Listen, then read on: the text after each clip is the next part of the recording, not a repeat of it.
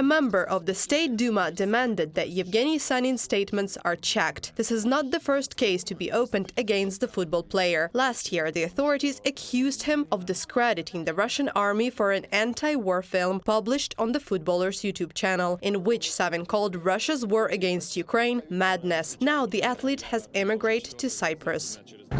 On February 24th, Russia started a war in Ukraine. Yes, I will use the exact word. I will not call it something else or put it down like many bloggers. I will say what I think and what I see. The Moscow Bolshoi Theater is removing performances by unwanted directors because of their anti-war position. This was confirmed by the Bolshoi general director Vladimir Yurin. In an interview with Rossiyskaya Gazeta, he said that the Bolshoi Theater has been removing from its repertoire the productions of those directors who, quote, were very definite about the so-called special operation. And, in addition, the reason for the removal of some productions was negative reviews. The Bolshoi is a special theater in this sense, in terms of the increased attention it receives. So perhaps it is natural when a certain wave of indignant letters and other statements shows up. Then the theater and the Ministry of Culture understand perfectly well what causes such serious negative reaction. This was also the reason for the withdrawal of certain performances. Vladimir Yurin, general director of the Bolshoi Theater, in an interview with Rossiyskaya Gazeta.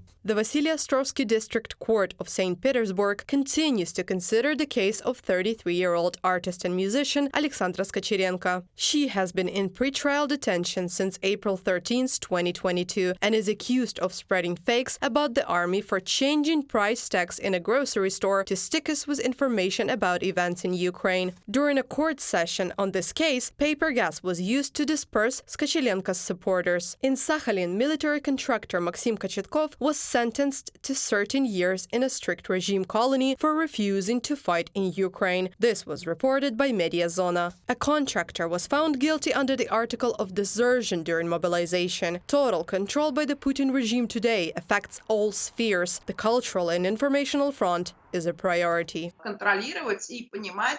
Control and understand the small ghetto that is trying to get out of the sphere of control. A good example is one of the oldest opposition resources, Grani.ru website, which was one of the first to be blocked. It circumvented the blocking through numerous mirrors and remained a serious analytical information source. But recently, it announced that it would stop operating because the people who made it simply got tired of the endless struggle. As of today, more than 600 organizations and individuals have been recognized as foreign agents in Russia. Actor Dmitry Nazarov, who left Russia after the start of the full-scale invasion of Ukraine, recently published a poem in which he mocked the regime of dictator Putin and the so-called freedom of speech in Russia. Reported by Anastasia Tarnavska, Victoria Smirnova, UATV News.